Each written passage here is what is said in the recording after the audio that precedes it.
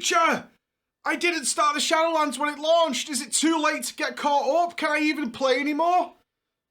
We should find out.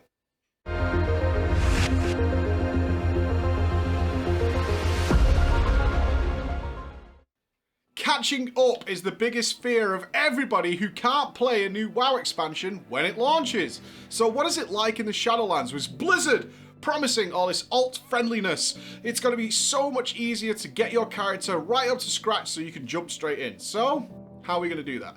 First of all, we're going to send this over to Mr. Finn, who's been doing a project for us for the last couple of weeks, checking all that information out. And of course, what class are we going to choose? I think it's time to convoke some fools. Mr. Finn? Hello. Yes, thank you, Mike. So welcome along, and welcome to Fingleberry. Fingleberry's going to convoke some people in the face. But first, I need to do some catch-up, because this wasn't even Nyalotha geared. This druid is 140 eye level, and it's going to struggle to kill stuff.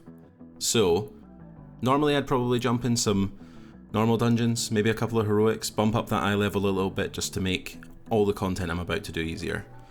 But I have some gold kicking around, and there's definitely some things on the auction house that you should look to pick up. So, I'm going to log on to my main, I'm going to fly to the auction house, and I'm going to buy some things. I wouldn't recommend you buy all the things that I do here. I definitely go for some 213 stuff that you don't need to. The really important stuff is the blue 168s. They make everything so much simpler. They'll make all your world content easier. They'll definitely make your callings and your world bosses and stuff killable. And they'll be able to let you queue into heroic dungeons randomly, which is huge at this stage. So we're going to grab those. Once I remember to buy the jewellery, which I always forget, and the back pieces, I'm going to get them back over to the druid. And then we're going to look to start and do some activities. So, most important thing to learn initially is that Renown and the Renown catch-up is actually super good. This thing is awesome. Renown isn't a problem at all. I barely found an issue with it. If you do stuff, you get Renown. Once you're this far behind, which my druid is, I pretty much get Renown from everything. I get it from dungeon bosses, I get it from callings, I get it from PvP.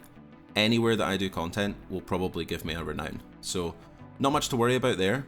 What I am going to do though is do the initial campaign quests just to get it started, to get myself a mission table, because God knows there might be some soul ash on there that I need later. And yeah, just get everything rolling in my Covenant Hall. Then what we're going to do is we're going to do some gearing. This is the hard part. So, I was kind of confused, didn't really know what to do for the initial gearing. Fortunately for me, it was Ulduar Timewalking week, which is pretty massive. So off to Ulduar I go. I'm going to heal the raid, just because it's easier to get into a group. Although, with everything being scaled, there's DPS from all ranges of eye levels, so not a massive problem getting into this one. But healing the group is actually kind of fun for me because, yeah, I AFK most of this. I'm pretty much watching a Netflix show and then pressing trank whenever I panic. So, as you can see on the boss fight here, I'm not really doing that much. It's a pretty chill raid, once you get past the first boss especially. So, my reward for doing Ulduar full clear, a couple of 200 eye level trinkets. Not too bad. One of them I actually think is really strong going forward, but we'll see once we start to sim the character further down the line. I do a similar thing with Timewalking Dungeons as well. There's a weekly quest for 5 Timewalking Dungeons. Give a eye level 200 reward. So I grab those 5 as well. Heal and DPS, a mixture of those. And I get myself a pair of 200 eye level pants. Again, a massive upgrade. Straight after this, I realised that one of my callings is a reward for rescuing Revendreth.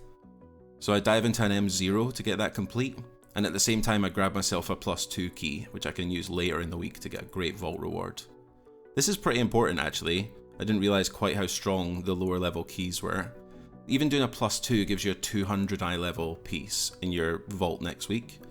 Now, my druid's gear pretty much guarantees that that'll be an upgrade. I'd have to be very unlucky for it not to be. So it's definitely worth me doing that +2 key later on. First though, I've noticed that I feel super weak without a legendary. So it's probably Torghast time. So off to Torghast I go. Layers 1 to 6, they're actually really simple, and you get kind of hard carried by a couple of powers and Convoke. To be honest, Convoke saves me from bosses here over and over again. But Layer 7 and Layer 8 are really rough. Layer 8 in particular is really difficult in 160 to 170 gear. You have to play really well, you have to CC things, and generally it took a lot longer than it took on any of my other classes that I've dinged.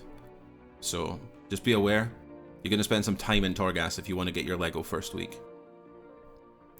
After a few hours of Torghast, I'm rewarded with my best legendary. The only problem is, I bought myself 213 BOE boots, so I'm going to have to craft over those legs I just did time walking for. Feels like a bit of a waste of time. Not quite sure how I feel about that decision long term. Anyway, coming towards the end of the week, managed to grab myself my Lego, grab myself a +2 key. I'll wait for my great vault rewards next week, but I'm sitting pretty at 190. The only problem is I'm not entirely sure where I go from here. Seems like I'm maybe stuck. I don't know, maybe next week will be PvP and I get to actually convoke some guys. Let's see. So there you have it, week 1 complete. Not bad results, some interesting things there, utilising some multi-specking and of course some gold in his case, but remember you don't have to do that either.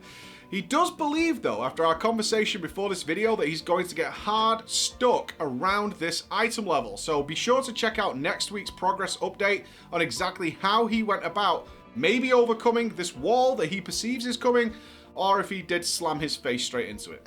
Thank you so much for watching. As always, check out our previous videos and head over to preachgaming.com if you want to check out some of our articles about upcoming projects that we're doing across our entire network. Thank you for watching. I'll see you again. Bye bye.